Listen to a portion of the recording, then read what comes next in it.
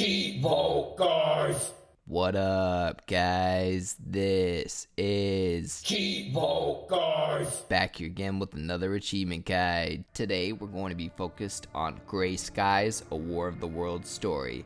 This game is published and developed by Steel Art Software. They've also developed and published another game on Xbox called Welcome to Hanwell. This game just released on November 5th, 2020 for $14.99, and it's a fairly easy and simple completion or 1000 gamer score. For most people, I think the game is going to take about 4 to 6 hours to get the full 1000 gamer score. However, one of my Xbox buddies, Games of Dane, shout out to him, he was the first person to complete the game and get the full 1000 gamer score. He gave me some tips and tricks on the game. He had also mentioned he had got the full 1000 gamer score in just about 3 hours. So if you're good at survival and stealth games, you could probably get it done as quick as 3 hours. However, personally, this took me about 5 hours. Now, the game has 11 achievements total, and 6 of them are story related. 5 of them are technically missable. 2 of the 5 missable achievements are related to upgrading your character. We get an achievement worth 200 gamer score for maxing out the character upgrades, but you also can upgrade your crafting skills. You get another achievement for maxing out your crafting. Again, shouts out to Games of Dane. They'll let me know a trick where you only need to play the game once, and you can take advantage of the save points or checkpoints in effort to get those 2 upgrade achievements without having to play through the game a second time. Pretty much what you do is max out your upgrades for your character and then load up the last checkpoint. You won't have those upgrades anymore, and then you can spend all of that money or in-game currency on upgrading your crafting after. We're definitely lucky to be able to pull off that trick, because otherwise you would have to play 2 playthroughs in effort to have enough in-game currency to max out all of your character and crafting upgrades. The next missable achievement is related to killing 3 enemies at the same time. There's actually a spot where you can get this towards the end of the game.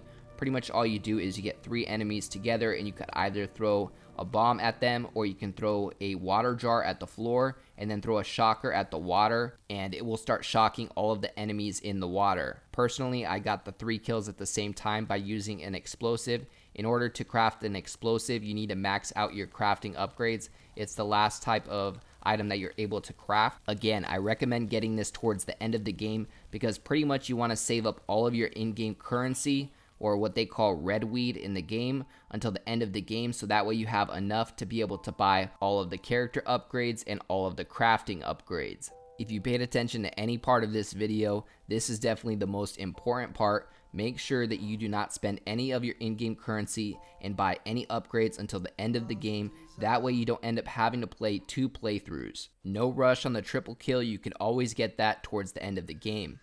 Now, early in the game, you're going to end up on this farm, and first thing you want to do is chase this pig.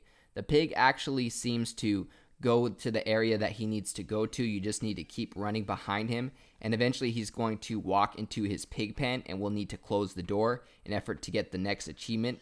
This is one of the missable ones. We actually have 2 missable achievements here in this farm level. Now, if you guys haven't noticed already, this isn't a full walkthrough for the game. If that's something that you're interested in, place a comment down below requesting the full walkthrough. As of right now, I'm just going to post this summary and basically an achievement breakdown on how to get all of the achievements and give you guys all of the tips and tricks you need to find success and get that full 1000 gamer score. Now, at first, I thought this was the gate that you needed to close. However, this is not the gate that is required to close for the achievement. You actually can't even close that one. Now, as you walk through the backyard of this farmhouse, you're going to see this soccer goal right here.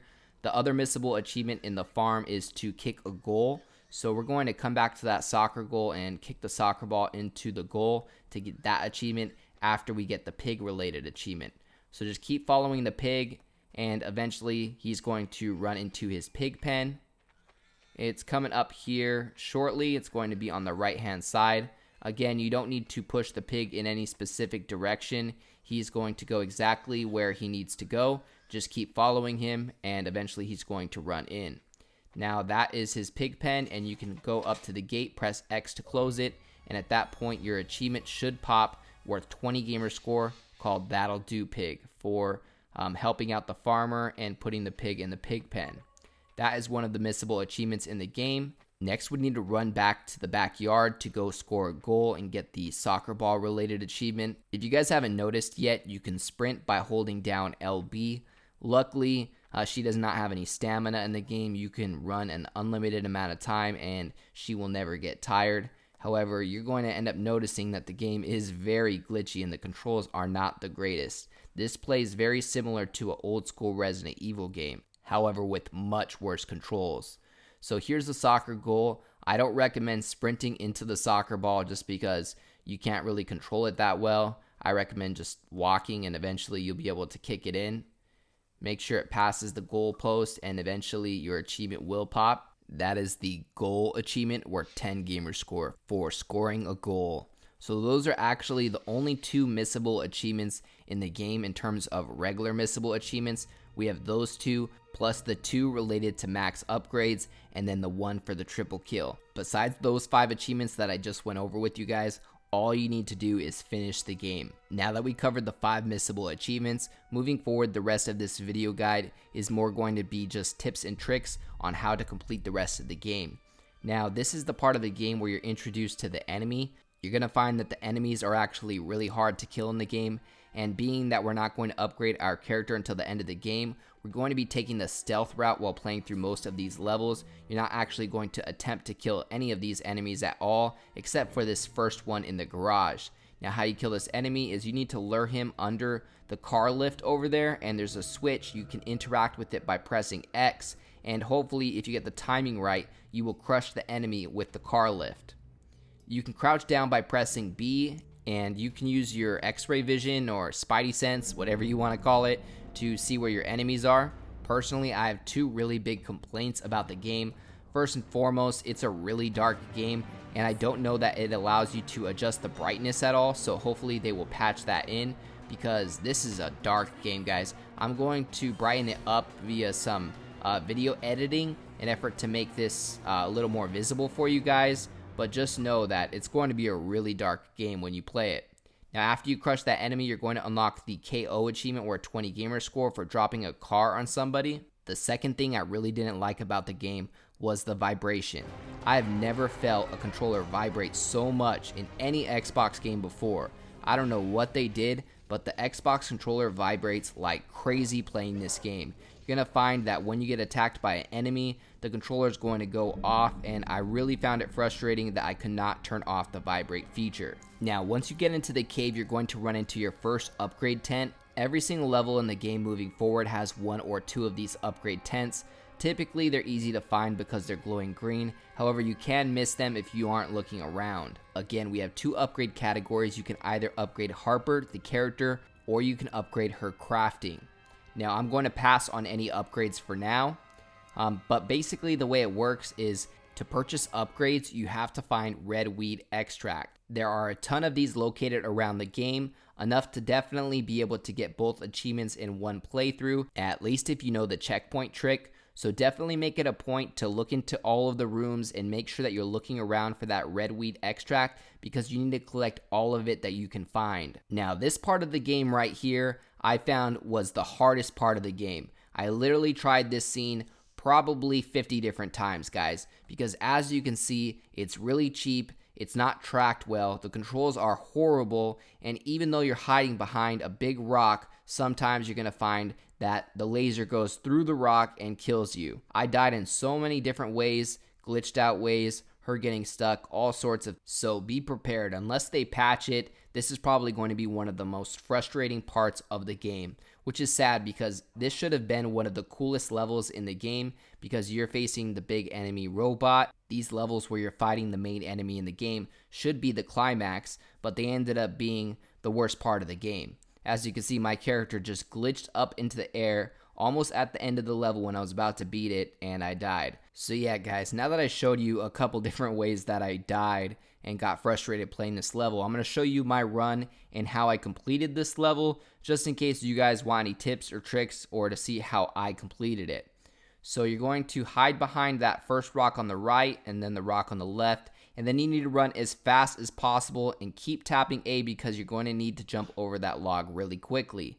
I skipped the next rock and then hid behind the rock on the right. Now you want to hide behind a rock until you see the light beam start to charge up. Once it starts to shoot, you want to hold LB to start running away. If you just wait and stand there after the rock or wall explodes, the beam will end up killing you. So you pretty much have to start running right after the rock or wall is destroyed. I know there's no achievements related to this part of the game or this specific level, but I found that this is what I spent most of my time on while trying to get this full 1000 gamer score. So I do think it's really important to include it in the guide.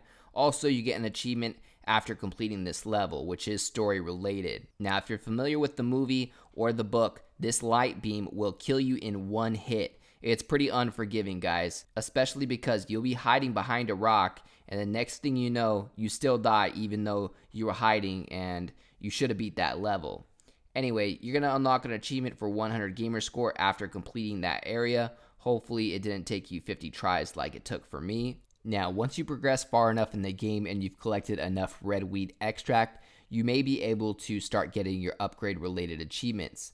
Now, what you need is a total of, now to purchase all of the crafting upgrades, you would need a total of 205 red weed extract. So you want to wait until you have at least a total of 205 to be able to get all of these achievements. After that, you can go ahead, press start, go to restart checkpoint, and that's going to load up the checkpoint, and you will still have all of the red weed extract that you collected. You can rinse and repeat that, but for the opposite upgrades, first I got the crafting upgrades, so next I reloaded it and I got all of the Harper upgrades, which are your character upgrades.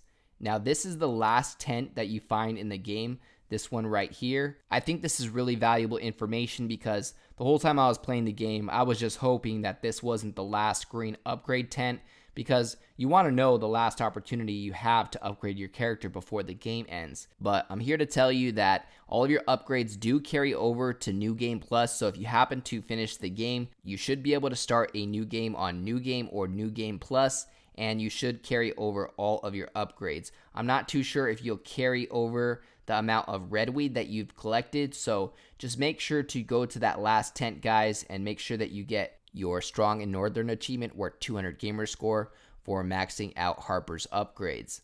Now, besides that, I want to point out one more area where I got stuck later in the game. Once you get to the beach, it tells you that you need to navigate down the beach, and it's kind of obvious that you need to blow up these barrels. However, I ended up thinking that's not what you needed to do, just because I threw explosives at it multiple times and it never blew up the barrels. But what I ended up finding out was you have to throw a jar of water at the barrels, and then you need to throw a shocker at the barrels. To be able to make a shocker, you will have need to upgraded your crafting ability to level 2 to be able to make a shocker. So just make sure that when you go to that last upgrade tent that you at least buy level 2 crafting so that you can craft a shocker. Besides that, guys, you guys should have the full 1000 gamer score by the time you complete the game. Should have taken anywhere between 4 to 6 hours to get the full 1000 gamer score using that checkpoint method for all of the upgrades. Again, shouts out to Games of Dane for being the first person to complete this on Xbox and giving me some tips on completing it myself. Other than that, I'd like to give a huge thank you to all of my Patreon subscribers. We just hit 18 patrons. I'd like to give a special shout out to everybody in the biggest fan club, including Tim G84, AOJ, The Gaspless, Purple Rain 6, Blackbird, and NL the Dude. As always, I appreciate you guys tuning in. If you enjoyed this video, please leave a comment and don't forget to like and subscribe.